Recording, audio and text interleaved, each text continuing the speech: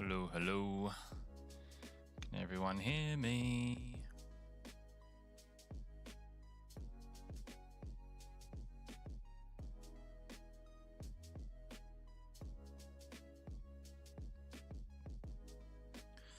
Hopefully everyone's good.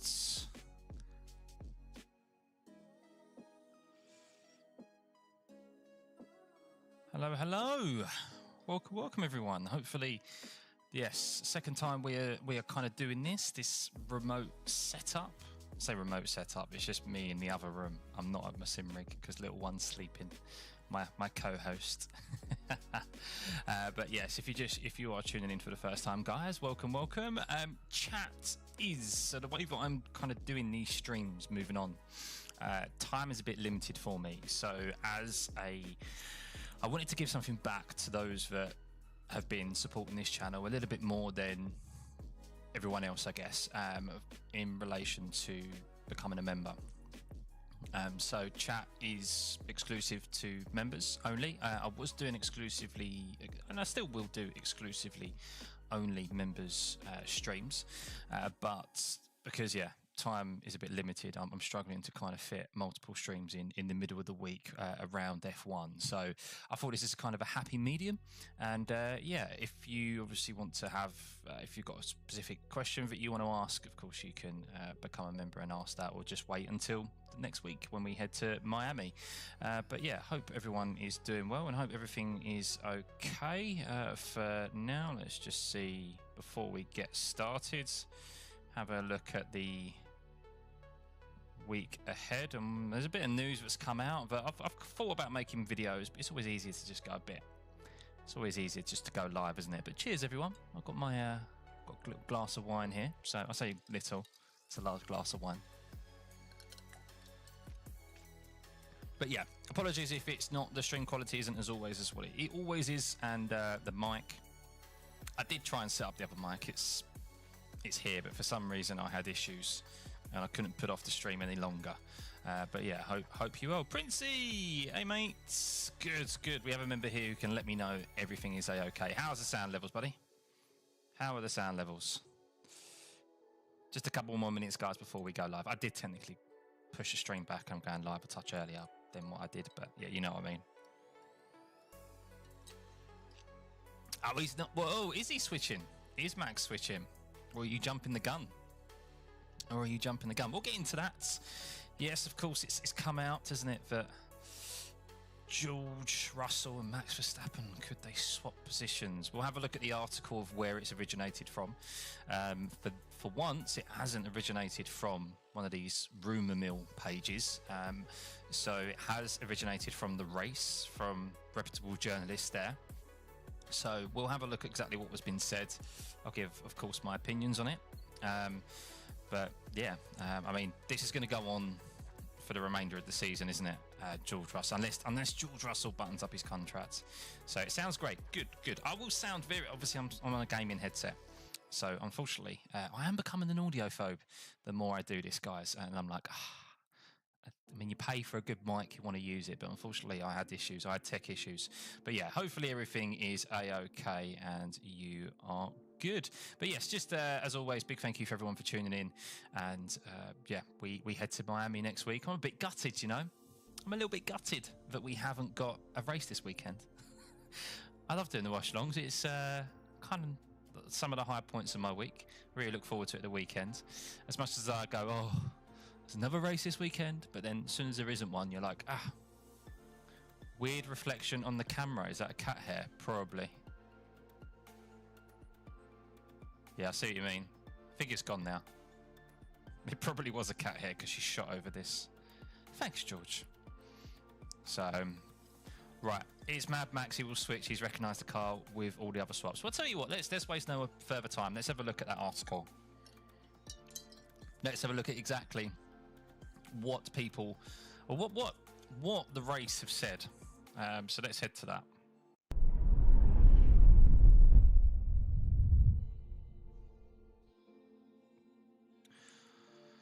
So, Max Verstappen, is he going or is he staying? That is the question. Of course, he was asked a lot of those questions at Saudi. then he decided to stick it on pole position. And I think, and we'll have a look at Miami for next week.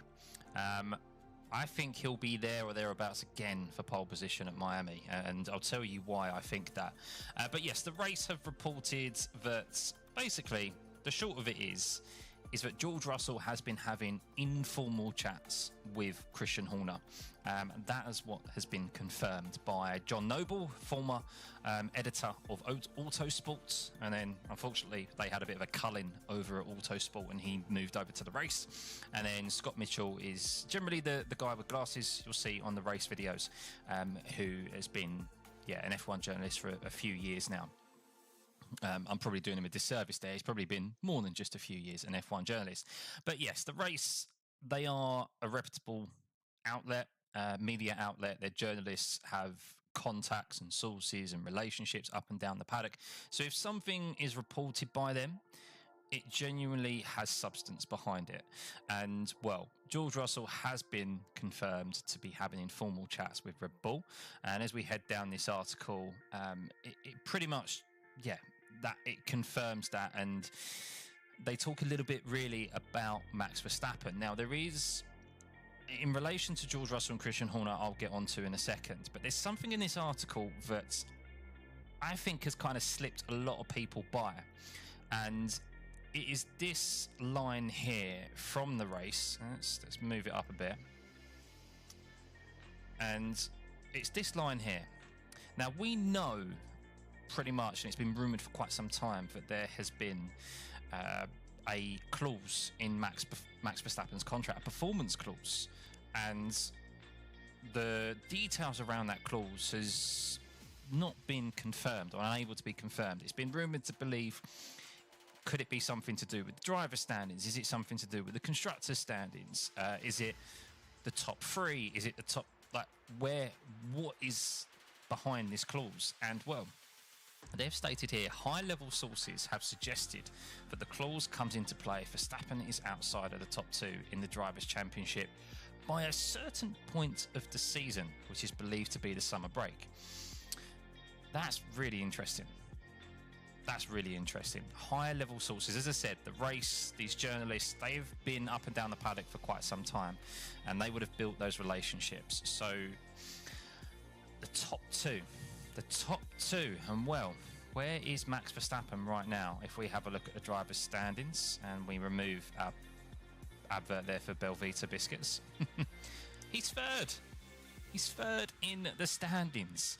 But of course, he's only third by 2 points. So that is very telling. It was rumoured that maybe it was the top three.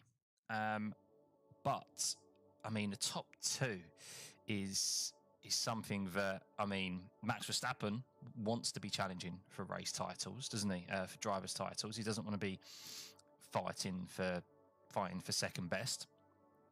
But the top two is something that I'm surprised has been allowed to be put into his contract, to be perfectly honest with you. But why is that so important? Well, it's important because Max Verstappen is the highest paid driver on the grid, I believe, even after Ferrari signed Hamilton. That may be, I may be wrong there, but maybe a couple of million. But still, he's on like 50 plus million a year, obscene amounts of money. And he's got a contract to the end of 2028. So he's still got 3 years on his contract. Whereas his performance clause, if he's outside the top two by the summer break, if that is to be believed by what the race have stated there, then he's going to become he's basically a free agent. He's allowed to move elsewhere free of charge. Now, I don't know the other stipulations behind that of whether it would be like he's able to move instantly. I'm not sure if that would be the case. Maybe it would be. Maybe it'd be an instant straight swap between George Russell and Mercedes if Mercedes were the team to take him on. But yeah, it's very, very telling, and Max Verstappen's kind of been a bit coy about it, and no doubt they've been doing the management team have been doing their work behind the scenes, and that's kind of what comes down to George Russell as well, is that this isn't quite a non-story, I guess, because George Russell doesn't have a contract for next season, but it is something that drivers do and teams will do all the time. They'll have informal discussions with other team principals and other drivers just to gauge their interest. What is their current position? And of course, they have to still abide by contracts and not give too much detail away. But I don't think it's quite as stringent, shall we say, as what football contracts are, like tapping up. You know, I'm not sure how it kind of works. No doubt there's probably clauses and so forth when it comes to teams and stuff. But yeah, George Russell, I mean, could you see him? Could you see him at Red Bull? I mean, he's had discussions with McLaren as well. He's been seen having like informal discussions with Zach Brown, but we know Zach Brown has signed Oscar Piastri, and that pairing is wrapped up for quite some time. I mean, things could change there though pretty quickly. Having two number one drivers doesn't always work out well for you. If Oscar Piastri takes the lead in that championship and wins that championship and Lando becomes unsettled and unhappy, would he go to Red Bull and become the number one driver there if Max moves? So yeah, a lot does still ride on Max, and it could start a merry-go-round again. A little bit how things freed up when Lewis Hamilton was moving to Ferrari, but Mercedes shut that down with Kimi. But if you're a Max Verstappen fan as well, you'd expect him to beat Kimi Antonelli. But could it have a la Fernando Alonso, Lewis Hamilton vibes? Remember when Lewis Hamilton came in as a rookie and no one expected much of him, and he didn't absolutely, but he did beat Fernando Alonso. And he definitely upset the apple cart there. Max Verstappen, 4-time world champion, maybe 5 still in this championship at the end of the season. He's still in the fight. Could that be a potential scenario at Mercedes? Like, even if you're Toto Wolff, would you want that? Would you want that possibility with a good performing George Russell at the moment? Who knows? Hey James, good to see you, mate. But yeah, really, really, really interesting, guys. Really interesting. Hope you're doing well, guys. Hope you're doing well. Hope the stream performance, streams looks okay. Everything seems to be okay my end. Hopefully it is your end as well. Hopefully the sound levels are okay. If the music's a bit too loud, let me know. I can always turn things down. But yes, thank you to the members as always for supporting the channel. Thank you very much. But yeah, George Russell, could you see him? Let's run a poll. Can we run a poll? I think we can run a poll. Let's have a go. Okay, hang on. Let's say if you're Mercedes, if you're Toto Wolff, would you take Max at Mercedes if you are Toto? Not whether you are, not whether we're, basically not whether you are, what's the right word? What am I looking for? Take emotions out of it. If you're a team principal, would you? Yes, no. I mean, if you've got George Russell already who's showing that he's doing good, you've got Kimi Antonelli.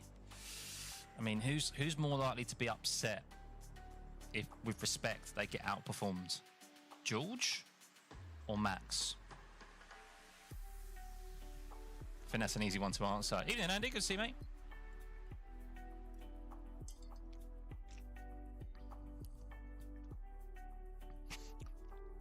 Oh, it's a bit closer than I thought.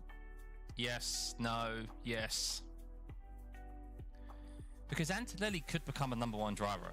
That's obviously what they're hoping for. Emotionally, no. Taken out, yes. It's 50-50 at the moment. Only 10 votes, but yeah. I mean, George Russell, it is a bit... I've said it before on stream. I think it's very telling that George has not signed a contract for 2026 yet. Toto Wolff is clearly keeping his options open. I think George is clearly doing what he needs to be done and maximising that Mercedes as best as possible at the moment. I mean, I don't know what else he can possibly get out of it. Yeah, I mean, Saudi was a bit of a weird one. Not quite sure why the tyres fell off the way that they did. But I mean, where is George in the standings at the moment? He's 4th. 73 points, so he's 26 points behind Piastri. That's still solid. That's still solid. I mean, he's comfortably ahead of Leclerc in the Ferrari. He's comfortably ahead of Antonelli in the Mercedes. Hamilton. I mean, and no one still really expects George Russell to do well, so you have a really hard time picturing Max at Mert regardless of which driver he replaces. It seems like a massive conflict, doesn't it, Andrew? I agree. I mean, it's like you look at Red Bull and you think Max, the way that he goes racing and like his mentality and stuff is very on par with Red Bull, whereas Mercedes don't have that, do they? I don't think any other team really has that. McLaren definitely doesn't. Mercedes don't. I mean, Aston Martin's probably the next one where you'd go, yeah, they would, 100%. But if Kimi was slapping George every weekend, then absolutely. But that's not the case. No, I agree. Yeah. I mean, the thing is, Kimi could though. This is a bedding in year for Kimi Antonelli. He's only 18 years old. It's crazy to think. Like, he's still doing his exams. He's finishing his races and then going and doing maths homework. But he's gonna get quicker and quicker and become more comfortable, Kimi. And I mean, the fact of it, he is like, other than Australia, he has stuck that car into Q3 every time, and he's had decent performances, and that's all you want as a second driver. Of course, you look at, I know it's old ground, but an old news like Liam Lawson and the second Red Bull seat. That's what Red Bull want. It's like the bare minimum Q3 every single time, get into the points, and like you can be there or thereabouts, contribute to the Constructors' Championship, and contribute as well in the team. The number one driver picking up points. So George seems to be getting hyped up more now, and saw a lot of people talking about him being an underdog for the championship. I just don't think he's doing a solid job, George. And I may have said it out of tongue in cheek, like, yes, keep an eye on him. He's quietly going about his business. Don't rule him out. But I think, look, over the course of the season, I don't think that Mercedes just still has enough to compete with McLaren and Red Bull, and with the 2026 regs, which are about to be like, well, I mean, God, I'm not going to get myself into a pickle talking about the 2026 regs. All I know is that there's news recently of revisions to the engines late in the day. It sounds like a total mess, to be honest with you. The 2026 regs, still changes being made at this late stage, and who knows what we're going to get. But teams, no doubt, are going to putting a lot of resource into it, and I don't think Mercedes will put a lot of resource into this season's car, considering they've always been on the back foot, this whole regulation. So George will do the most what he can with that car, but I don't see him fighting for a championship, because I think McLaren will still develop, because they'll want to have that advantage and bank another constructors title and get a drivers championship. And Red Bull will probably, as they are rumoured to, put a lot of resource aside for this season, because they want to keep Max Verstappen. So I think we also need that as well as fans. Like, we don't want McLaren just driving away with it. I don't. I mean, while I would love to see Oscar Piastri or Lando win the championship, I don't want them running away with it. And the way it's going at the moment, it's going to be a bit of a boring championship, because Lando really needs to do something, doesn't he? If Mert turn up with a championship winning car in 26, and I have full confidence in George to fight from the get-go. Yeah, I do, yeah. Didn't he win F2? Did he win the F2 championship, didn't he? He did win the F2 championship. But could you see... So I guess while you think about George... I mean, I guess Max Verstappen going to Mercedes is one thing, but could you see George Russell being the main driver at Red Bull? That's really intriguing, isn't it? Could you see George Russell there? I feel like I could. I feel like I could. I feel like they would go very well together. The head of the Drivers Grand Prix Association. Is it the Drivers GDPA? The Grand. I don't know what the G stands for. But he's the head of the GDPA, isn't he? So that's definitely something. I think I could see them together. I think that could, in some sense, be maybe a match made in heaven.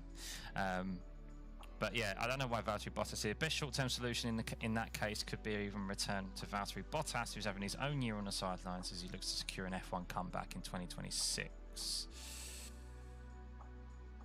I mean, yeah, they're talking about, basically, I think, they're talking about Max Verstappen potentially taking a sabbatical in 2026. I don't see that happening. I don't see Max, whatever Max, I know obviously he's a new dad, but is he a new dad yet? Have they had the baby yet? I know it's very, very soon. But yeah, he'll be obviously a new dad, baby under one, and no doubt will want to spend time with the little one and so forth. But to take a sabbatical, I'm not sure he will. I think Max is a racer. I mean, of course, he can do other racing, no doubt, in other motorsport series. But I think he'll stay in F1 for sure. He was F3 and F2 in his debut season, none less. Did he win F3 back to back? He didn't win F3 back to back, did he? Andy, is that right? George Russell win F3 and F2 back to back. Interesting. But yeah, so 62% of you think, would you take Max at Mercedes if you're Toto? Ooh.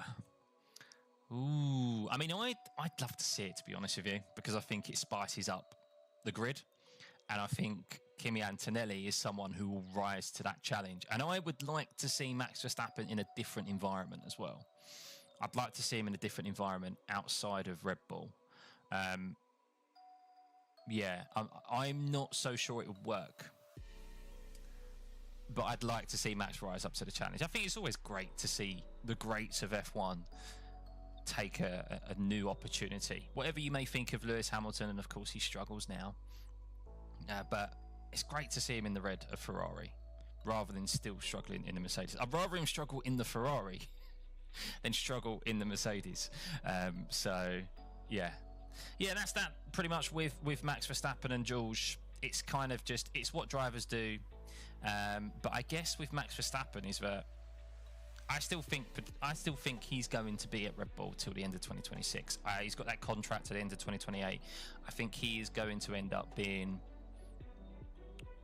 yeah, I think ultimately he's going to do 2026, and then he's potentially going to have the power of where he wants to go.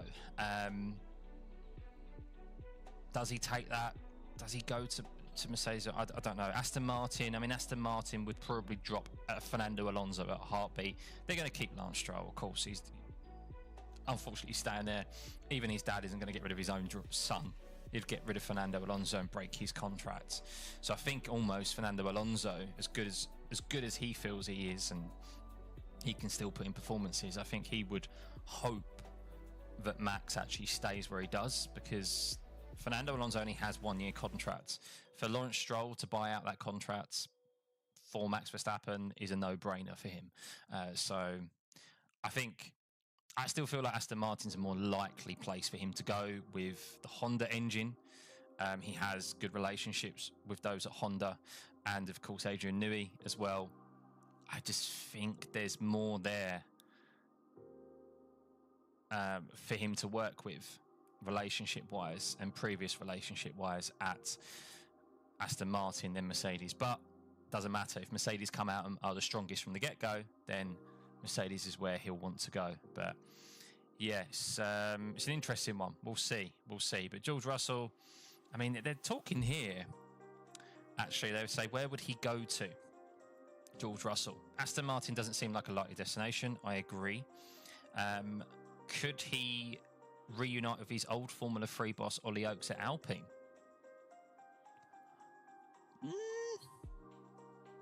That's not a bad shout, because they're going to Mercedes gearbox and engines. Pierre Gasly, I mean, supposedly word on the street is that the team aren't overall convinced about Colapinto taking over Jack Doohan. Maybe he will.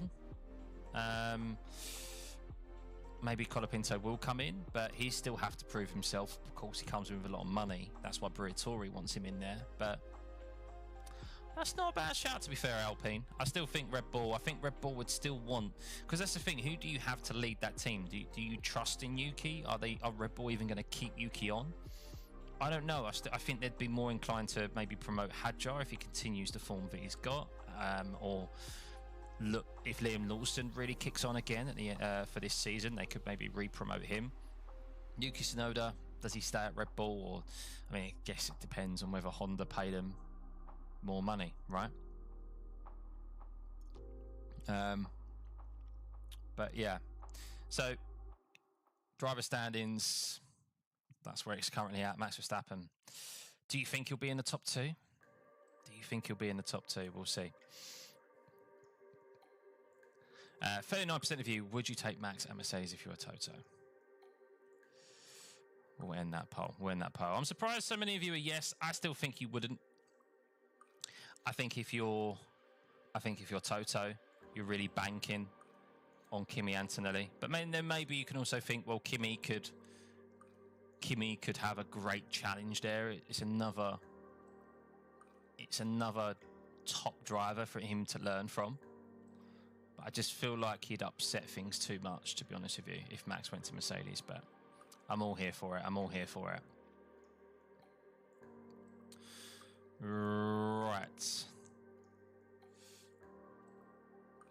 So, as we are about halfway, I was going to go live for an hour. It's about halfway through the stream. We've only had a few members. I've given the opportunity for members to turn in. So, let's open up the chat so you guys can ask me some more questions and stuff. Where can I do that?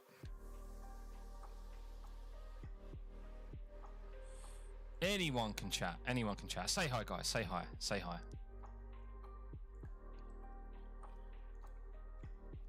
Just wanted to give that chat opportunity to members. Of course, we'll be doing that more frequently as we head into as the channel continues to grow and stuff.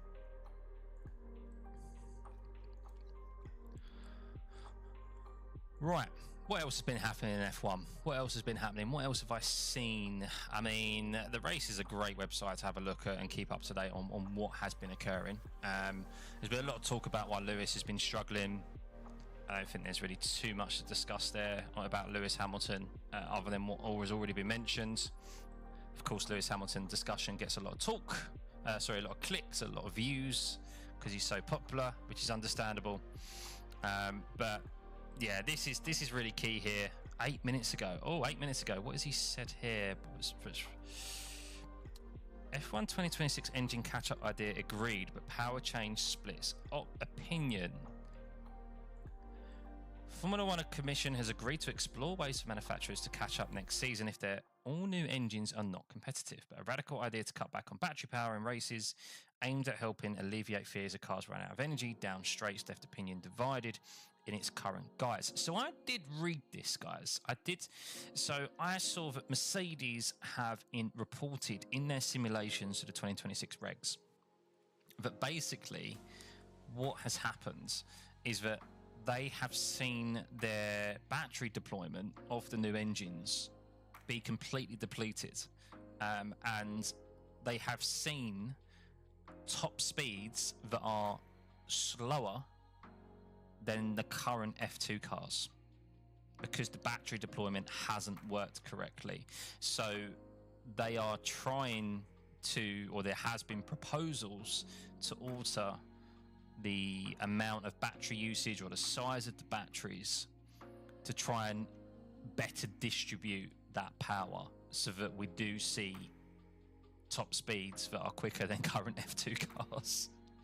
Hey Anne, I just answered your question about the new regs. Yeah, I am still learning about this myself. I still get a bit confused about the actual regs, but this is so this is an article that's been released in a couple of, so it was big news recently, but kind of, I say it's big news, but it's kind of gone under the radar. Cadillac, so GM Motors, is it GM Motors? Basically Cadillac, they are using Ferrari engines, and when they join next season. Now, it was stated they were going to be using they were going to be using the Ferrari engines for a couple of seasons and then bring their own engine. But it's now been pushed back that they are going to be bringing their engine in 2029. And that's very telling, because that's also where it's proposed that the engines proposed for 2026 may be altered already. I mean, that's kind of unheard of, like a couple of years into, or 3 years into an engine reg where like they're already changed. So if we head down here, so we can pause that because I don't want to get copyright strikes. One of the most attention-grabbing topics from the meeting was a proposal to move F1 away from the 50-50 power split between the internal combustion engine and battery power in races next year. The idea that while the full 350 kilowatt battery power would still be used in qualifying, and for the override overtake system during the Grand Prix, cars would be limited to 200 kilowatts. 200 kilowatts. This was aimed at reducing energy demands to help avoid the situation of cars repeatedly running out of power down the straights. Yeah, so that's the thing that they've seen in simulations, which is not good.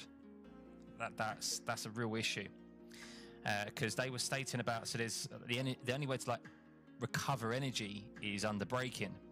So they were saying you're going to see drivers brake considerably early into the corners to get recovery of battery. It was just an absolute mess. Not how we want to see F1. While some manufacturers are in favour of the idea, others are strongly against, with Mercedes boss Toto Wolff understood in the meeting to have spoken strongly against making any major changes to next year's regs. Anything else here? F1 Commission discussed in principle refinements to the energy management strategy.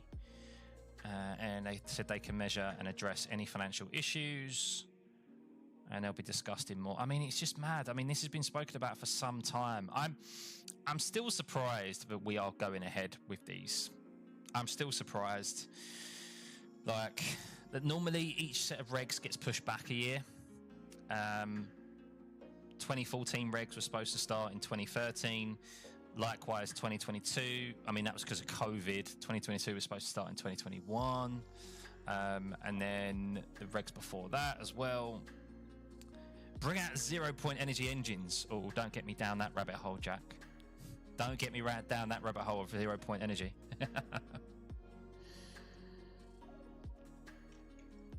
I do believe it exists, by the way. But yeah, we'll keep it on topic.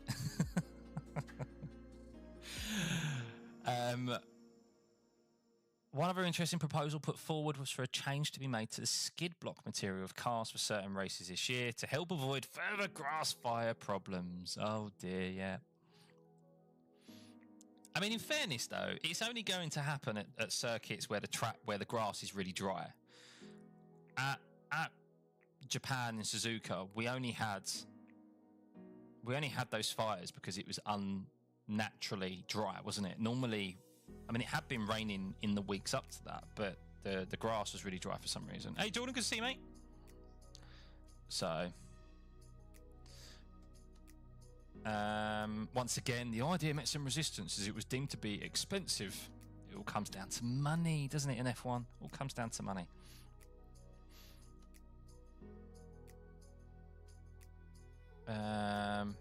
So yeah, not too much to discuss there really about the regs, but yeah, it does.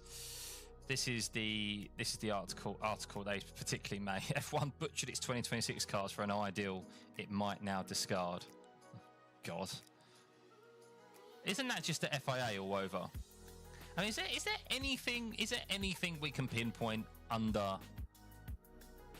Mohammed bin Sulayem's tutelage that there's actually been a positive effect from the FIA on F1? I feel like there hasn't been. Oh, we just need sprinklers, Alfie. I know, but yeah. So that's the talk there. 2029. That's the year they're talking about a power unit formula change. So that's why Cadillac have announced they're bringing their engine to 2029, because it makes financial sense for them to wait until the regs change again rather than bring spend all that money for an engine that they're only going to use for 1 year. So, evening, Felix. Just got after iRacing, went into maintenance during your NIS. Is it in maintenance now? It's 10 to what is it? It's 10 to it's 9:30. Sorry, why is that's really odd for iRacing to be down now. Well, good thing I won't stream in that. Not that I'm getting much opportunity to stream my racing or even jump on and do a sim race at the moment. But anyhow, that's why you're here as well, Jordan. But yeah, that's just. I mean, is that what the cars are going to look like for next year? Never really seen it from that angle before, like a comparison. They don't look too dissimilar, do they? The front wings look quite similar. I mean, the front wing end plates look more shark finny. The floor here looks a bit different, of course, the floor edge. Noticeably slightly smaller and narrower. So 10 centimeters narrower, 15 centimeters shorter. Not an oval a lot. Narrower 18-inch wheels. That's going to make a massive difference as well. The wheels. Less contact patch, so less grip. Pirelli was also asked to make a contribution to the drag reduction. Oh God, whenever you ask Pirelli to make... whenever you ask... That sentence in itself fills me with dread. They asked Pirelli to make a contribution. Oh! No! Don't do it! Don't do it! By making the tyres narrower by 25mm at the front and 30mm at the rear. While maintaining the same level... Hang on, while maintaining the same level of grip. Isn't that against physics? Isn't that like literally against physics? You're going to provide... There's going to be less contact patch and you're asking them to provide the same level of grip. I mean, I'm not an engineer, I'm not a physicist. I'm not an aerodynamicist, etc. But that, just from a maths standpoint, doesn't make sense. From basic maths. Maybe I'm wrong. So, looks quite snazzy. Yeah. It wasn't announced at all, that downtime. Maybe it was an emergency one. 150mm won't even be noticed visibly without another car beside it. Yeah, I agree, Jordan. I agree. Compounds, bro. Yeah, maybe compounds. But then you're going to provide...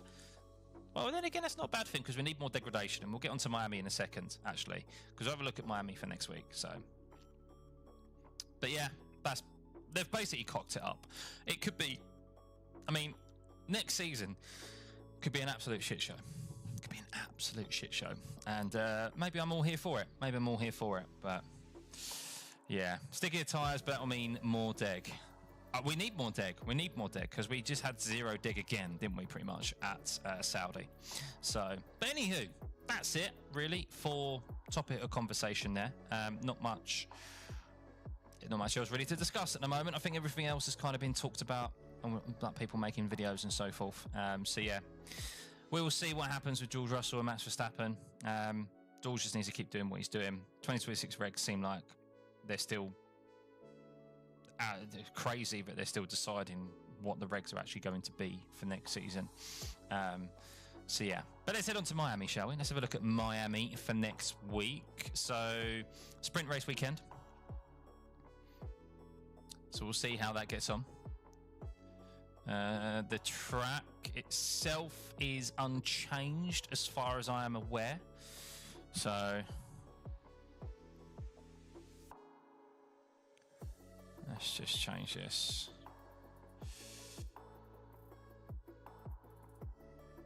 More deg, less high-speed tracks, and more braking zones. Yeah, do you know what? We just need more deg, to be honest with you. We need more deg. I mean, it's just so... Bahrain showed that, really. It spices up. We need teams on different strategy options. So, We need Connor here. He has the answers. I know. Where is Connor? He'll be watching this back and he'll be commenting down below. You want to see F1 at Vallelunga? What is Vallelunga? Vallelunga.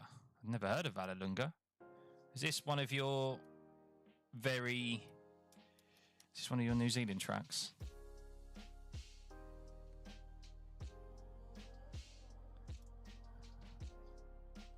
Vallelunga racetrack. Where is this?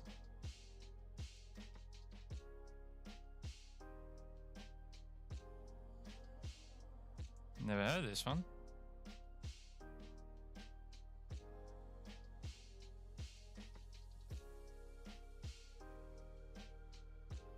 Where is this racetrack?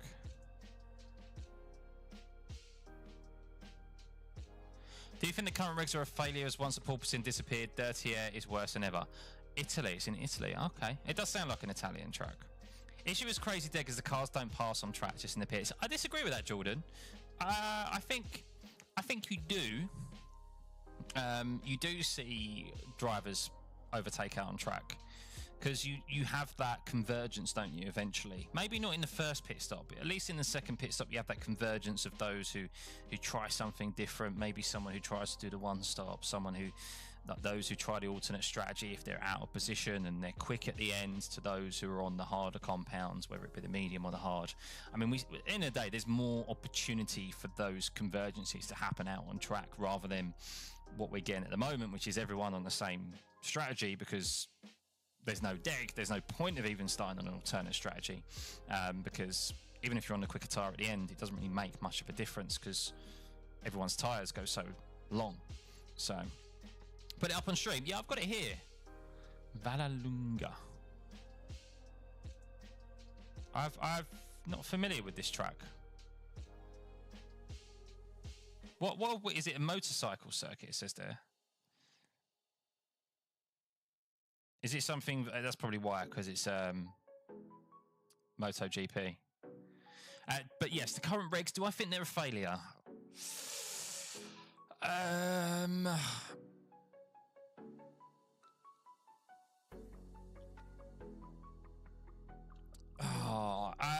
I think for the most part, yes. Yeah. The first season was great. They did as they were designed to do. They produced less dirty air, and we got very close racing. The only negative to, I guess, the first season of these new regs was that one team just got it so right. It's easy to say, but if you remove Red Bull from the championship, or you remove Max from the championship, it would have been probably the best season in F1 history, because that is how close it was behind. And we got proper wheel-to-wheel racing. But yes, as they've developed, primarily as they introduced the minimum ride height, because of porpoising, as you said, that has meant that there's more dirty air that's been thrown off. We've seen that, as is always the case pretty much for a regulation set, the engineers and the aerodynamicists and stuff find ways to find more performance in the car, which throws off more dirty air. And yeah, unfortunately, what it does is it's provided us now great qualifying because the cars are separated by hundredths of a second. But when it comes to the race or the races, they're so level on performance that it's all about just using clean air. But as I've stated, that's not helped in hand with Pirelli, with them providing tyres and us also going to the tracks which don't provide degradation, and it's a number of things that have just gone into the cake mix that have provided this situation where we've got the best qualifying probably in F1 history of how close it is, but what we all watch F1 for is the racing. So that's a shame, isn't it, really? Feels like everyone's biggest issue is the lack of track battles. You watch Indy F2, Super Formula 8, crazy battles. 100%, Jordan. We all want to watch racing. And racing, when I mean racing, is at least wheel-to-wheel action. When people go, overtakes don't make good racing. Right. I'm not talking about actual overtakes. I'm talking about genuine battles for the race win. So drivers going wheel to wheel or making defensive moves, you know. We don't get any of that. It's been few and far between. I sound so far from the mic. I know. It's because I've got this mic. I've got my Rode mic here, but unfortunately I couldn't get it to work on the laptop. So unfortunately I'm not. This is the bedroom setup, guys. Little one's sleeping, so I'm at the bedroom setup. Bring back fueling for races. I think that's a misconception that would actually make racing better. All that would do is that will actually just confuse racing more. If you go back to the time when we actually had refueling, we had strategy options where we had no idea the amount of fuel that was on board cars. And there's no way in hell that the teams are going to allow us. There's no way that teams are going to allow us to know what fuel loads they've got on board, because that gives other teams an advantage and they can use that like in their strategy options. So as a viewing experience, it's going to make things even more difficult for us. So I don't think that's the answer. This is what you get, guys. Okay. It's either this setup or nothing at all. But no, I'm trying. I will later on try, and I was getting fed up of trying to fix the mic. So unfortunately, I couldn't. I need to do some troubleshooting to see why my Rode mic that I use on a normal setup wasn't able to work on this laptop. So something wrong there. But fixing first Apex rules ban C1 tyres for most tracks. Yeah, the ahead at the Apex rule does not promote racing at all. I've stated that many a time, absolutely many a time, that needs to change. Why it's like that now, why we've got to the point of where just lunging it into the first corner and keeping it on track is the be all and end all. I don't know. That's not how it works in any other motorsport series in the world. So, thank you, Gavin. Yeah, they're all doing well. The missus is chilling. I've had the week off. Work, and I've spent a lot of time. I've gone to lots of baby classes, like nursery rhyme classes and stuff. So yeah, it's been interesting. There used to be a time where I could take time off work and I'd spend it sim racing. Not anymore. What system does WEC and IMSA use to track fuel and energy? Don't know. I don't know, Timo, but I don't think it's as open. I still don't think it's like well known to people. So it makes Indy interesting. One driver gets like 100 million on fumes. No one knows how he does it. His name escapes me right now, but I laughed listening to the commentators' astonishment. There are some good commentators in IndyCar. I don't mind the rule, but I don't think the rule was executed on track how it was intended to be.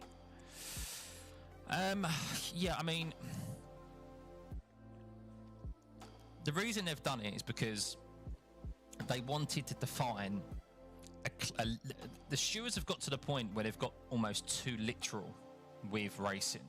They've tried to make their lives easier by going, okay, well, if someone's ahead at the apex, that's it. It's their corner. That makes our life more easier.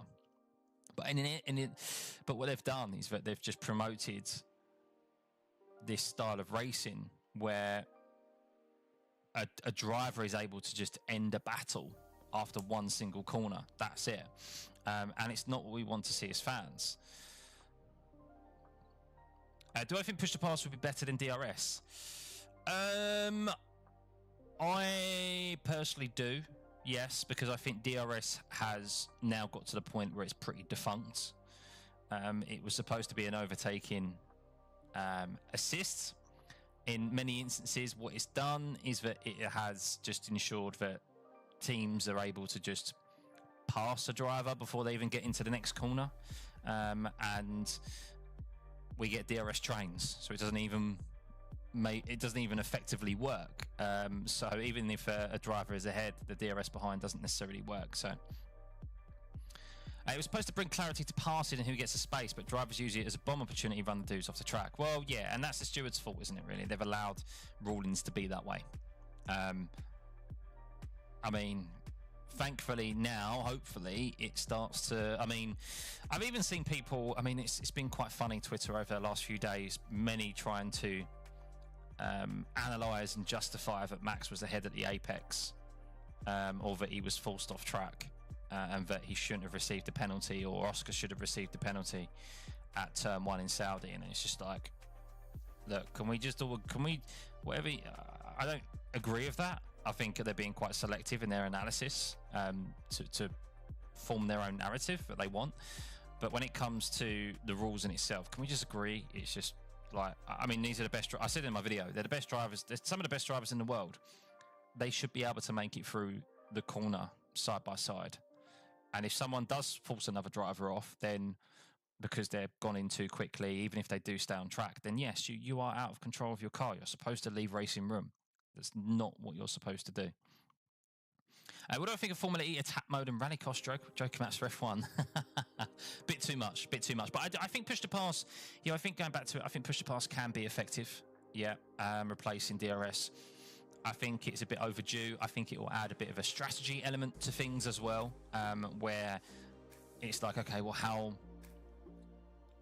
much do you have left? Do I use this now? It will promote more overtaking because you'll be able to have an actual, like we're claiming with tyres, and we need a tyre offset to promote overtaking.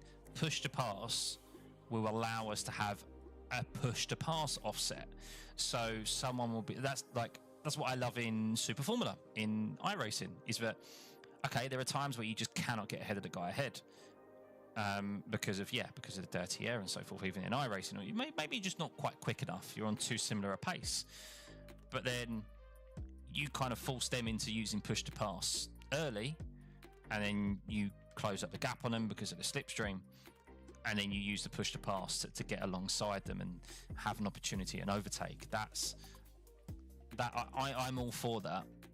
Because we need it. That'd be a proper overtaking aid and provide us more overtakes and wheel-to-wheel battling than the current DRS system, where everyone just gets it if they're within 1 second. So, when I look at this track, it's pretty boring layout. It's just wide open the whole time. Fast corners, then 50. Yes, sorry, I've had Miami. I've had the Miami track map on, but we haven't even spoken about Miami yet. We'll get into that. What is this about Max and Russell swap? Did you miss something? Just discussions that. I mean, it's just been pretty much confirmed, Gavin, that George Russell has had informal chats with Red Bull. So he will. I mean, that's what any driver who kind of doesn't have a contract. I mean, it's what many drivers do. They always have informal discussions to gauge interests of other teams and what the situation is. You can be guaranteed, like Charles Leclerc has also done the same as well. And it's not quite like football, I think I said, where it's deemed as like tapping up. It's everyone just kind of posturing themselves that maybe the potential. Because if Ferrari doesn't provide Charles Leclerc a decent enough car, I'm sure he doesn't want to spend his whole life at Ferrari and not win a championship. He'd love to win it with them, but he wants to win championships ultimately. But George Russell having chats, he's been pictured having chats with Zach Brown before, Christian Horner now. Of course, we know Max Verstappen's contract there's a performance clause, which the race did say from high-level sources, and they are reputable journalists, that it is if he's not in the top 2 in the driver standings at the summer break, whether or not that will mean his performance clause in his contract will mean he's basically a free agent. So, yeah, that's basically it. We were just discussing that. Run a poll to see what people would do if they were Toto Wolff. Many of you, unsurprisingly, said you'd take Max Verstappen, but I don't know, not so sure. Russell and Red Bull in some multiverse stuff, ain't no way it'll happen. Many said that about Lewis to Ferrari, though. So, never rule it out. Never rule it out. These drivers, they want to win. They want to win. And George Russell, it looks like it's not in his hands.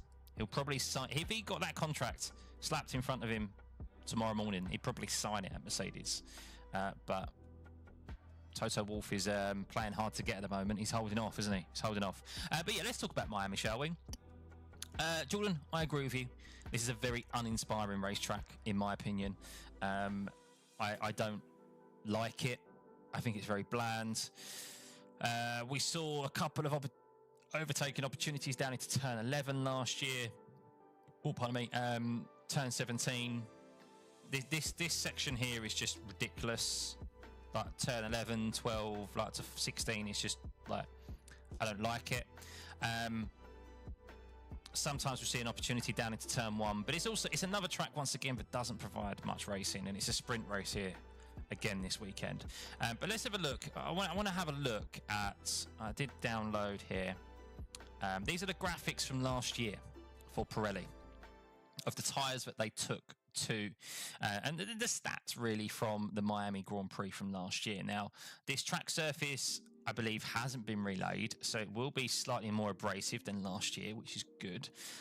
But there's a graphic that I'll get to after this that shows what tyres are being brought this year. But last year we had the C2, C3, C4, and you can pretty much see all the detail there of what supposedly energy-wise goes into the tyres. Where's the abrasiveness? It's not here. It's not here. Lateral, free, traction, free. Oh, there we go. Asphalt abrasion. Two. Unbelievable. So track evolution is 5, so it gets quicker and quicker.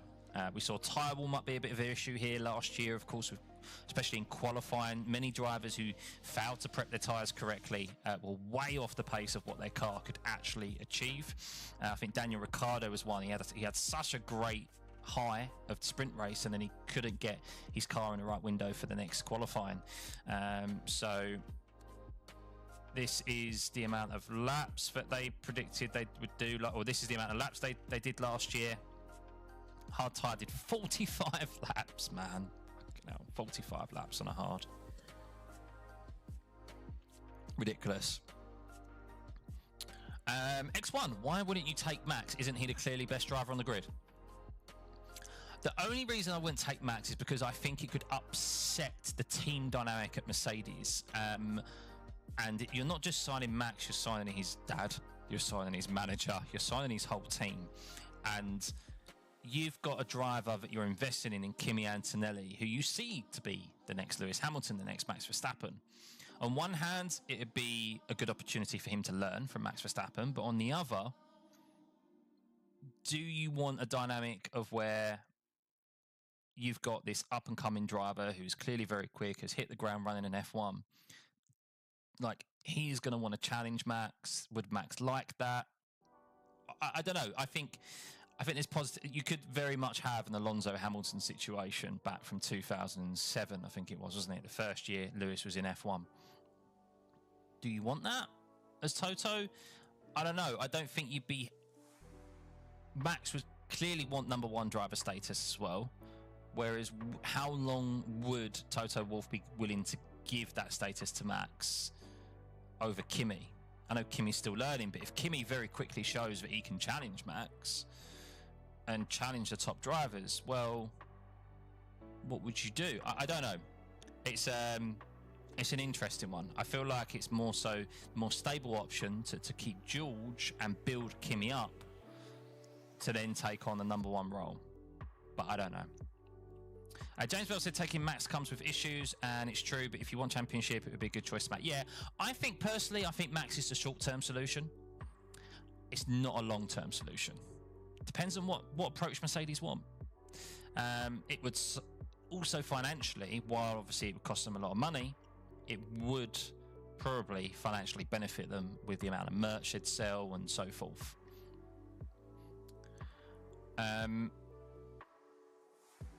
Lewis has moved to Ferrari for change. The guy's been Merc his whole life. Russell's not winning. He's got the arrogance about him when he thinks he's better than everyone. He was a big fan of Russell in F2 Williams, but once he got that Merc seat, he got way too arrogant. You think? You need a bit of arrogance though, didn't you? They're all arrogant, some of the drivers. The ones who aren't arrogant are the ones who don't necessarily succeed. Some have more than others, of course. But yeah, no, Lewis has definitely gone to Ferrari because he's at that stage of his career. He's at the end of his career. Why wouldn't you go to Ferrari? What have you got to lose at the end of the day? Stay at a struggling Mercedes who have only offered you a 1+1 year deal. You could be out of F1 after the end of this season. Potentially that was what was on offer for Lewis, was that he could be out of F1 at the end of this season.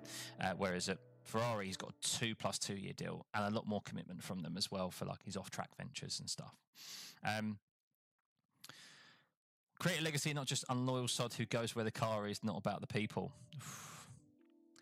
But yeah, that's it basically with Max at the moment. Let's go back to Miami. So yeah, it doesn't really bode well there. Where's the other one? Here we go. So this is what we did have safety cars here last year. So this is a bit skewed really, but you can see how many one-stop strategies. Again, there were unbelievable one-stop strategies across the board, even with a safety car. And was there anyone who did a two-stop? Albon did a two-stop. Magnussen did a two-stop, and he crashed out anyway, didn't he? Did Magnussen crash out? No, that was just Magnussen survived, but Sargent crashed out, didn't he? Sorry. That was the weekend. Magnussen was just on one, wasn't he? Being a menace.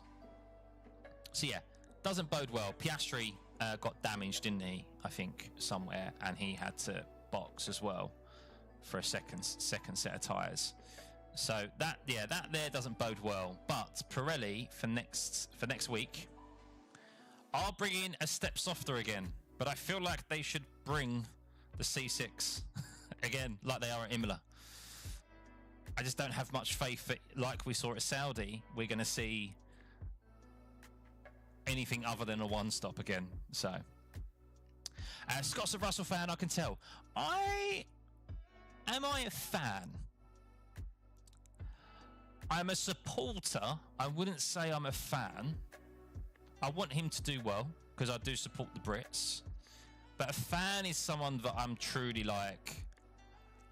I follow every single kind of, not every single lap, but like I'm actively keeping an eye on where they are. Like Lewis, I've said I'm a fan of Lewis. I've always been a fan of Lewis. There's not really any other kind of driver on the grid where I'm actively following everything that kind of they do, I guess. But I'm a supporter of George, as I'm a supporter of Lando, supporter of Alex Albon, the Brits, basically. Primarily the Brits. And then there's other drivers, as I said before, I do support and want to do well. George isn't that old in his F1 career, though. He's only got Red Bull Racing Ferrari to pick from. He's been through Williams already, then Merc. Yeah, no, look, I think there was this talk about maybe Alpine with the Mercedes link, Mercedes gearbox, Mercedes engine. I mean, that's the thing, isn't it? It's what we've seen. I mean, Carlos Sainz seems to have picked up the the Mercedes engine a bit quicker now. There seems to be on it now. Lewis, of course, is struggling with that Ferrari, those Ferrari components, but he going to Alpine could maybe not be a bad shout for him. So you're a fan of me? Oh, thank you, Alfie. I didn't realise I had fans. You're a fan of Lewis and Piastri. Lewis Piastri for the next World Driver Championship. He could be. So, thanks, guys. Thanks.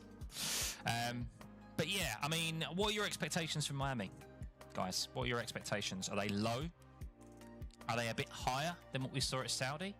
It is a sprint race weekend. We know it can throw up some things, but like we saw last year, I don't know. I'll give Pirelli my finest penny if they make a C7.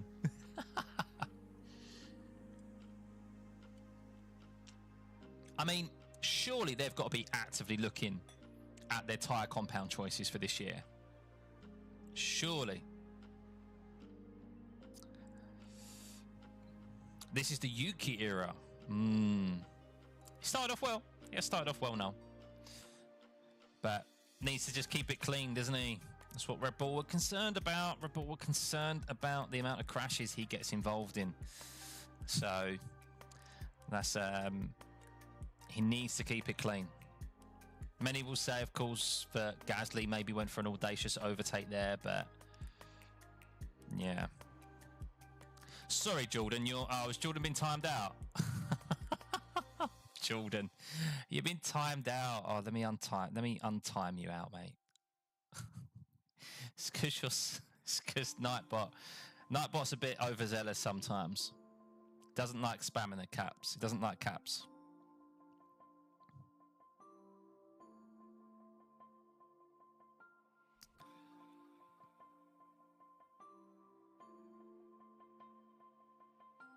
I think I can order it.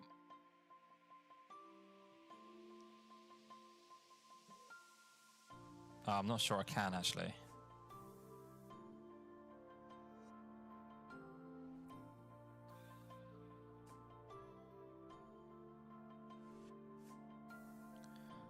I don't know how to do it. Oh, you're there. You're there. No, you're still there. No, it's all your previous messages were deleted by Nightbot for some reason. I don't know why. I thought you'd been timed out. There you go. It must have been a very short timeout.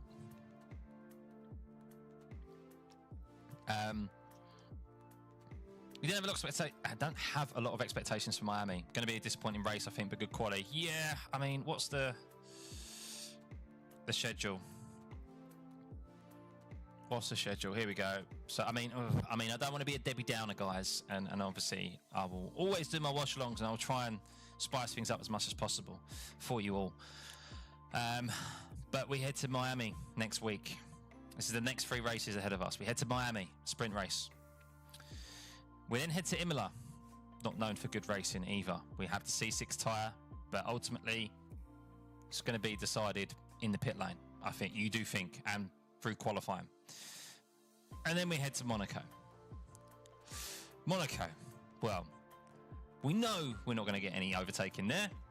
And then there is a mandatory 2-stop strategy now that's been implemented for this season. So we'll see how that gets on. Then we head to Spain.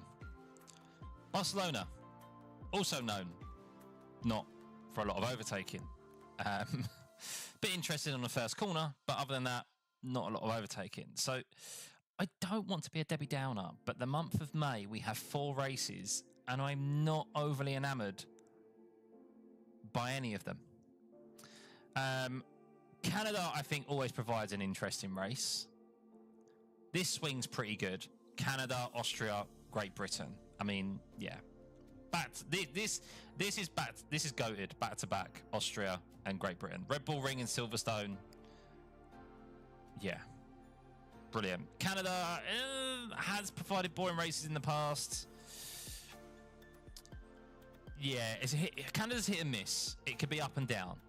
But I think as a given, unfortunately, Miami, Imola, Monaco and Spain, my expectations are low, put it that way. They're very low.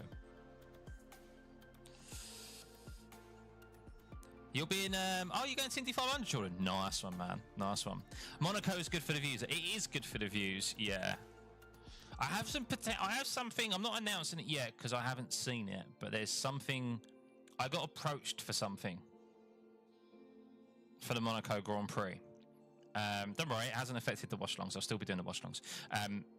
But there's something because of the Monaco Grand Prix that I've been approached for that hopefully does happen. So we'll see. Your first time, you've never been out of New Zealand, Jordan? Oh, you've got to see the world, man. It's a big place. It's a big place. Yeah, no, Monaco was my highest. I mean, that's the thing. Like, Monaco last year was my highest viewed stream ever. Well, it was before this season, but last year it was my highest viewed stream.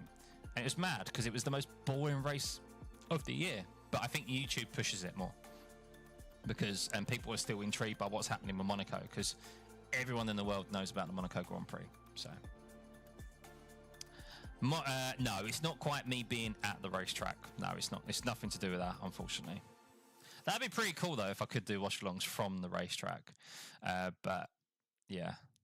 I'm not sure how the Wi-Fi is or the internet connection at most racetracks. That's the only difference. From home, I have a nice 1 gigabyte internet connection. So.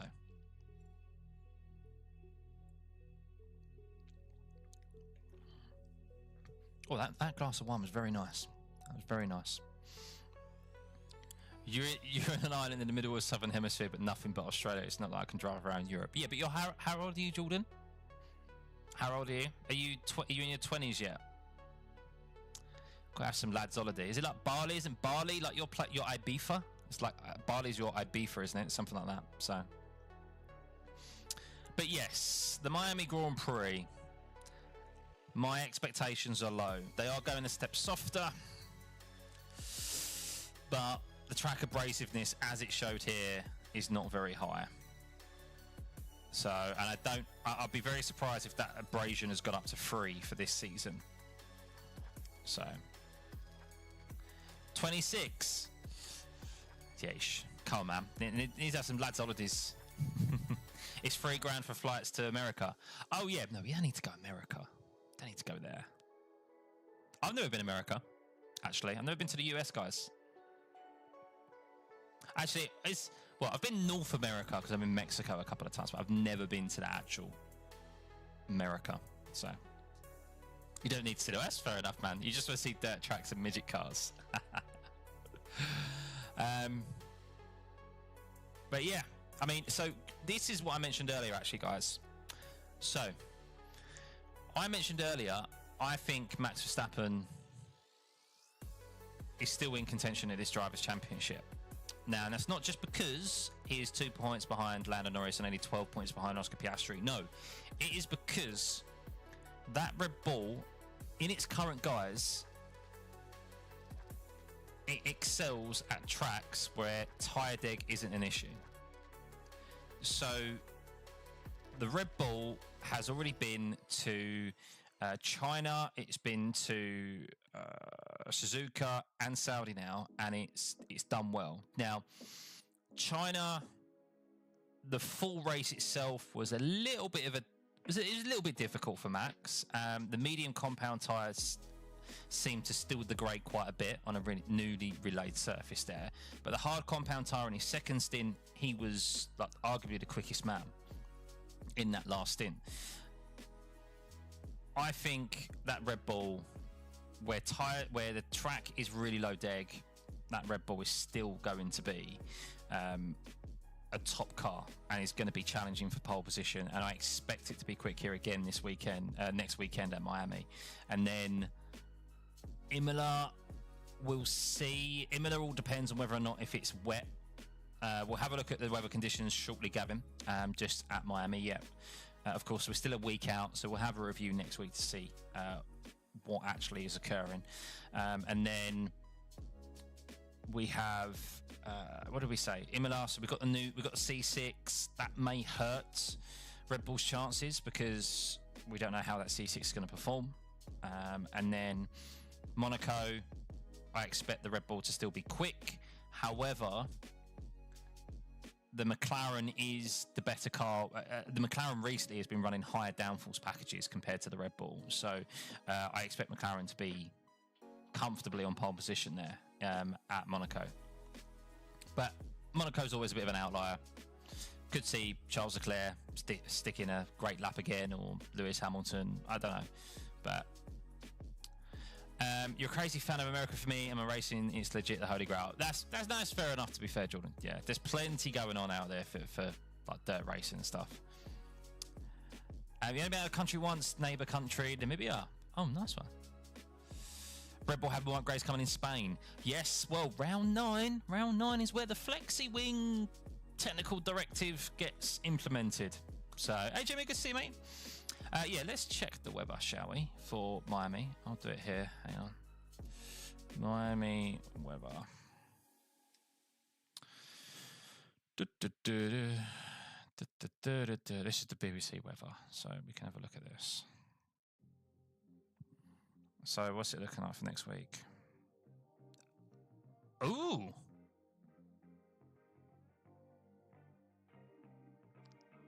Thundery showers and a gentle breeze. Interesting. Isn't that right when the race starts? Ooh. We'll see if that changes. We will see if that changes. Indy is truly an experience. Yeah. We could get a wet race. I suppose, do we need a wet race at Miami? I feel like we do. Yeah, because we don't expect a lot of deg, do we? So if there's high deg, then I don't want rain. But because I'm expecting a bit of a bore fest at Miami, rain will spice it up for sure. So that will definitely spice things up, because you've also got quali So we've got the sprint race. Sorry, we've got FP1, then we've got the sprint quali on the Friday. Then we've got on the Saturday, sprint race, then quali for the main race on Sunday. And then Sunday, potential, high percentage of rain. So, I mean, things can change between now and next week. We've still got 7 days until then, haven't we? So, I mean, this only takes us up to Wednesday. So, but yeah, it might not be a sunny Miami. Interesting, guys. But yeah, I feel like that's it really enough for this stream, guys. I don't think there's too much to talk about. Oh, actually, I do have something to talk about. And I was going to do a video on it, but I want to ask you guys' opinions. And I've tried to find a video on it, and I've only found like a video on Twitter. And I don't want to bring it up because YouTube's quite stringent on copyright and stuff. Did anyone see Liam Lawson's 10-second time penalty for leaving the track and gaining an advantage for overtake when he overtook Jack Doohan? Did anyone see that? I thought, oh, okay, he's just like he's done what Max did, or he's done what many people do, which is just leave the track through turn one, and he's like held on to the position. But no, he did not. And I think it's opened up an interesting topic of conversation. Just talk.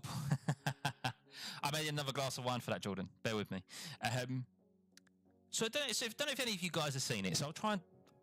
Sorry, eating the mic. I'll try and describe it for you for those that haven't seen it. And I tried to find a video of it on YouTube and I couldn't.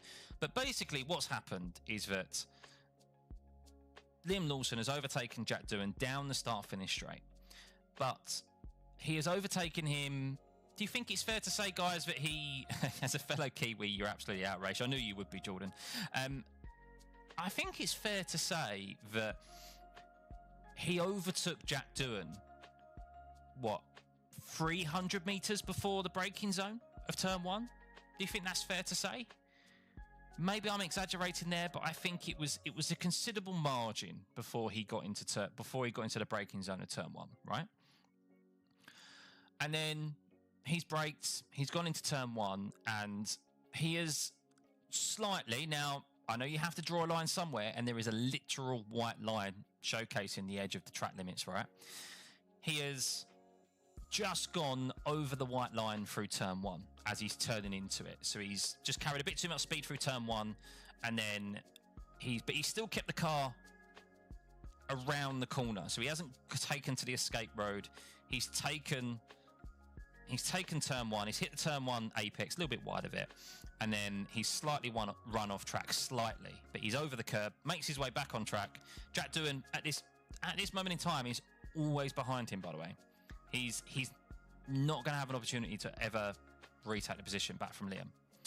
And then Liam gets back on track, and because he was only off track for like a brief second, and then drives off.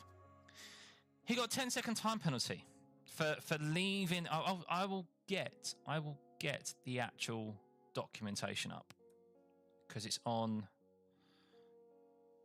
FIA.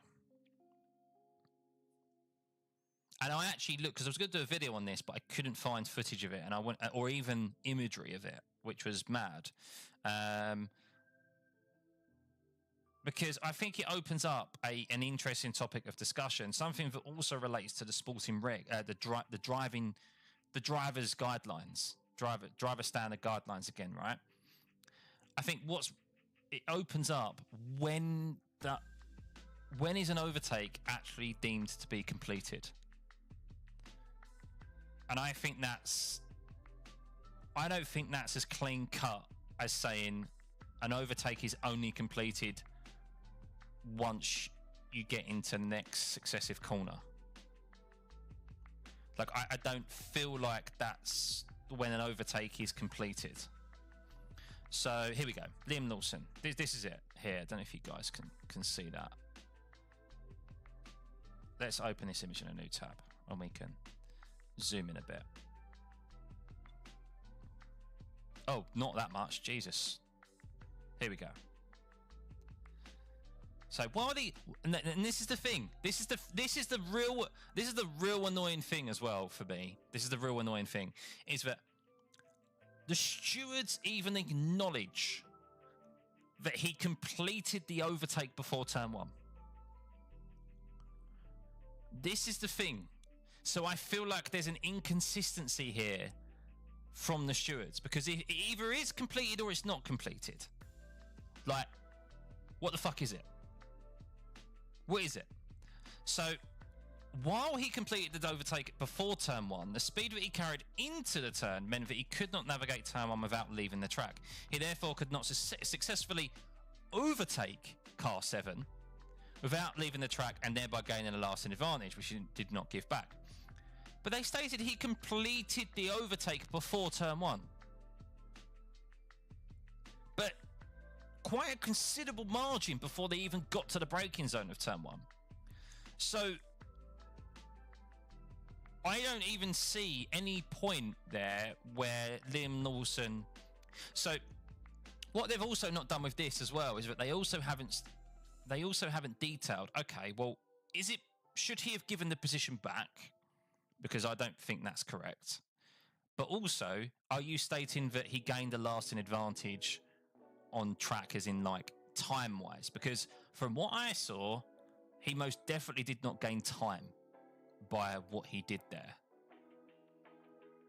So he was way ahead, barely went off track, did not cut the corner, immediately went back on track. It's a simple track violation, not a 10-second penalty. Totally agree. I think, personally, if you have cleared the car... This is the thing. This is where you're then getting now into specifics of like regulations and stuff. But I feel like if you've overtaken someone down a straight or like a flat out area of the racetrack, and especially down a start finish straight, and you have overtaken that car and you've cleared them, and you're also more than a car's length ahead of them, but by the time you even get into the braking zone. So there has to be maybe like a margin that you've overtaken them by before you get into the braking zone. That's deemed overtake completed, in my opinion. So he also lost so much time on doing, and therefore was no advantage gained. That's exactly what I think. Like, he hasn't gained an advantage by what he actually did there. It was a track limits violation. The move was done. It was completed halfway back up the start-finish straight. Like, I don't think that's completing an overtake. I mean, they've even stated it here. He completed the overtake before turn 1. So why are you saying that why are you then contradicting yourself and saying that he could not successfully overtake car 7 without leaving the track? Like, that doesn't make sense. And also, okay, when is you need to define to us then when an overtake is actually completed, rather than us having this, because clearly overtaking someone down the start finish straight is not a completed overtake. So show us the bloody driver's standard guidelines of when an overtake is completed. It's just idiotic, and just another indication of why the FIA is bloody useless, in my opinion. Because that's also done a bit of disservice to Liam Lawson, because Liam Lawson didn't actually have that bad of a race. He still, without that 10-second time penalty, he finished, what, 5 seconds back from Hadjar? Now, Hadjar, of course, did end up getting held up by the Williams. So, yes, if you could get past them, it would have been even better for Hadjar. But I don't think it was that bad I don't think it was a bad weekend for Liam Lawson. Whereas that 10-second time penalty, it exaggerated that finishing position. He finished behind Alonso, and that gap was widened to his teammate, which many will look at face value and go, oh, well, that's like, yeah, that's an issue for him. He passes to him with DRS, past him, and then brakes a bit late and drops a couple of tyres over the curb. Effectively now, anyone who drops a wheel off for consistency purposes needs to be given 10-second penalties. It's ridiculous. Check just Discord. Yeah, no worries, mate. I will do. Hang on. What have you done? What have you sent me? What have you sent? Have you found the footage? Is that what you've done? Oh, you found it. Cool. Jesus. Cool. Where did you find this? I've been looking for this because I was going to do a video on it. Oh, crap. No, I don't want to get copyright strikes. Hang on, guys. Hang on. Sorry. I'm going to try and pause it and show you where the overtake was made. Just got to watch ads now.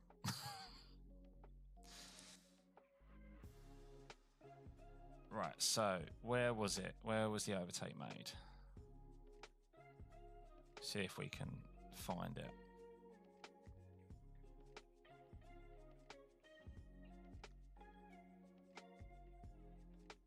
Okay, so here we go here. Right? So you guys can see he's now completed the overtake, right? He's completed the overtake. And that, I think that's the start-finish line pretty much there. That's the start-finish line. But if we get into the braking zone, you can see he's more than 3 car lengths ahead here as they're heading in, as they're in the braking zone. I mean, not even in the braking zone yet, I think.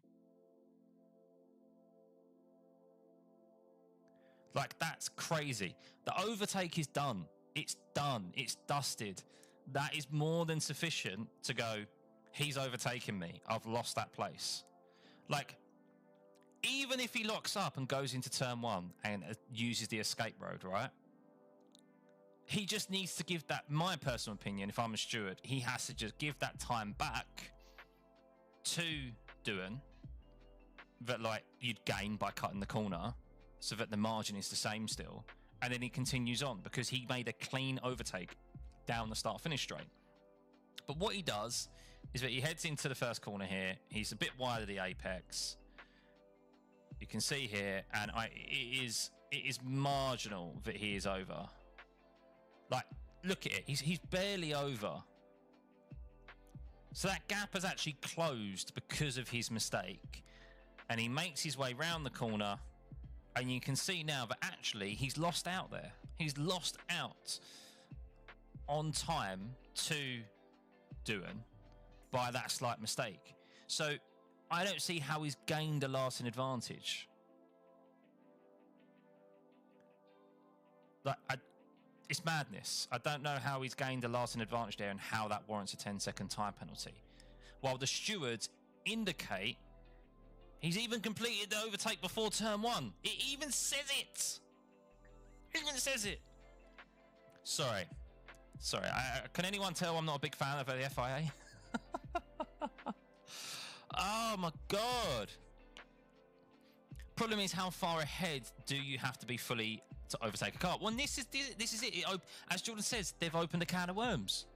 Because once again, and I'm speaking from a fan and as a spectator, I am watching a sport that I love, that I do not know when an overtake is completed. So when's an overtake completed? Oh, hang on a second. He's got past him down he's got past him down the start-finish straight.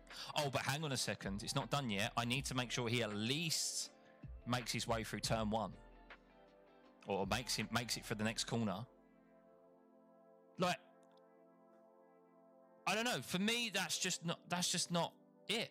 Like, it's just crazy. They're confusing the sport that doesn't need to be this confusing. Overtaking does not have to be this confusing. Seriously. Just got dirt racing, slide across the nose of the guy, rub him up and carry on. It's completely subjective, which you can't have in clear rules. It's stupid. It's just like, I feel like a lot of the time it just comes down to common sense. It just comes down to common sense, and I feel like that is being... Ultimately, if there is... you can apply common sense and still have consistency, because then everyone knows where they are. Everyone knows where they stand. Pass him on the main straight, but gets a 10-second penalty because he dropped a wheel off at turn 17. That's how done the penalty is. Turn 1, actually. Turn 1. But, like, I have no issue with the fact that he would get a track limits violation for that. As he should, because you have to draw a line somewhere, and there is a physical white line indicating where the edge of the track is.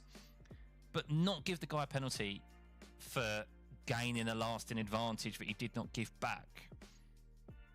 Because you're stating that he could not successfully overtake car 7, even though you say he completed the overtake. Don't use words like he completed the overtake before turn 1. Like, don't use that. Your terminology there is completely wrong.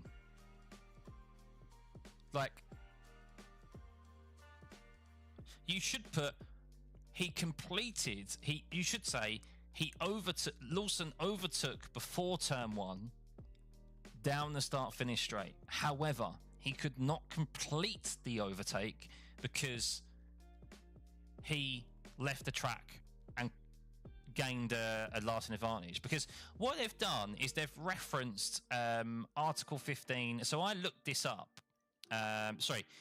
Article 33.3. I actually looked this up, and because I'm a nerd, I looked this up, and it states about leaving the track and gaining an advantage. But it doesn't say anything there in relation to overtaking. It's just about gaining an advantage. But he hasn't gained an advantage. From any angle you look at it, he hasn't gained an advantage. So if they're going this way, if you're ahead at the last corner on the last lap, you are safe on that position no matter what happens to the line, just technically speaking. So if you're ahead at the last corner on the last lap, you are safe in that position. Head at the corner on the last lap. Technically, well, if they're judging an overtake to be completed, yeah, I guess. Well, I'm guessing the line is the finish line, though. It's just a bit different, isn't it? But I get your standpoint, though, because you're like, well, there's then not another corner, is there, for there to be determined as an overtake being completed? So, you mean sense? Because it ain't so common these days. Oh, no, Jordan.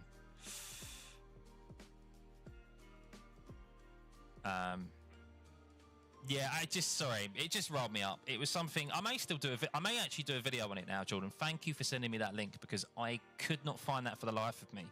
And I'll show, I'm going to do a video on it because it really peed me off.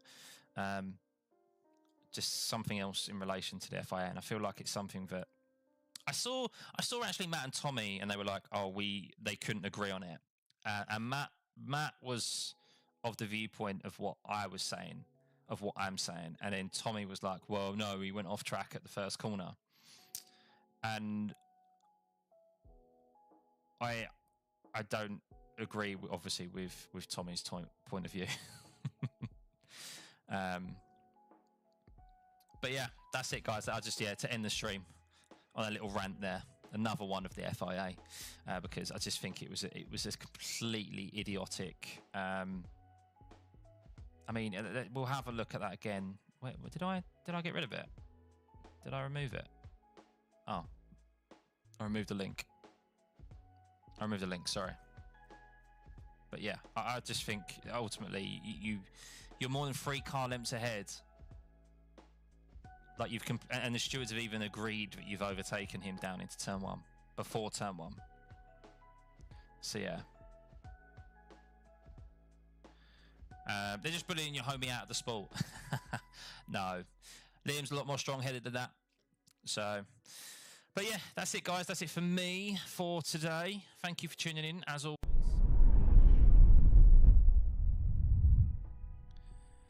Just something a bit more chilled and relaxed. Oh, why has that not got your chat box up fully? But yeah, something just a bit more chilled and relaxed. As I said, the little one has now taken over my former sim rig room. So yeah, just gonna be doing these once a week, or a couple of times a week. And we'll start off, of course, with the members having the priority of chats, as a thank you for everyone for tuning in. For supporting the channel further. Members will still have some exclusive streams as well, but I'm going to try and go live obviously every Thursday. Well, thought you disappeared before you could greet goodbye. No, I'm not gone anywhere just yet.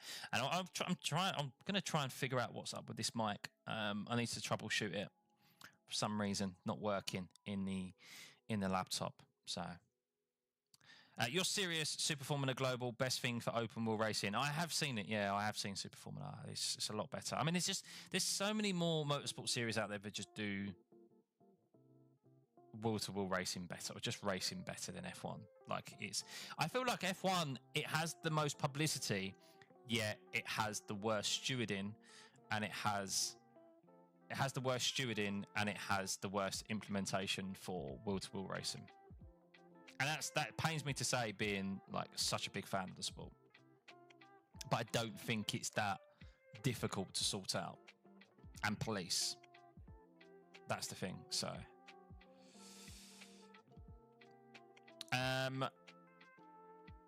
No, but yeah, thank you guys. Thank you everyone for tuning in as always. Will I be live this weekend? I will try and do something this weekend, maybe sim racing related if I can. I do really want to jump back in the rig again.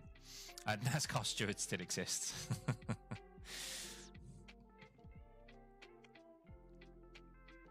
But yeah, we'll try and fit something else in. I'll be keeping a few videos coming. I'll do the Liam Lawson video as well. I feel like I need to put that into a video because it may get lost at the end of this stream when people are tuning in, you know. But yeah, you guys know my viewpoints on it. You got the raw version of my opinions on that incident. And yeah, ridiculous penalty. So you can go, oh, I heard this first. You can hear the more polished version, but you know, unfiltered and raw is sometimes better. But yeah, have a lovely. Love to get my B license and race SF. I will try, Alfie. I will try. That's what I'm trying to do. I will probably have to plod around at the back in SFL, Jordan, just to get my B license back. I'm at 3.7 something C license. So I plan to do obviously the F1 race last week and get my B license, but I crashed out a bit too soon. So yeah, I want to be able to do that because then I can hop back in and do like some short races. I've just got a notification iRacing's back live, guys. It's back live. But yeah, thanks for tuning in. Hopefully the sound quality hasn't been too bad. It's just like I'm just wearing a gaming headset, aren't I, at the end of the day? But yeah, we'll hopefully have the audio fixed for next time. And yeah, thanks for tuning in as always. I've got the streams set up, of course, for the live watch-alongs next week, or at least for Friday. So go and like those and have those bookmarked and your notifications turned on for, of course, when we next go live, and for the watch-alongs next week. Onwards and upwards, guys? So yeah, have a lovely rest of your Thursday, and yeah, we will catch you hopefully over the weekend for some sim racing. That'd be nice. So you stop caring about license, I'll take 8X or a wicked race. It's okay if that's the only thing you want to race is Super Formula Lights, but I'd like to race. I like Super Formula more over the SF Lights, Jordan. So that's why I have to care about my safety rating somewhat. But yeah, have a lovely rest of your evening, guys, and we'll catch you over the weekend. Thanks as always. Bye. Oh.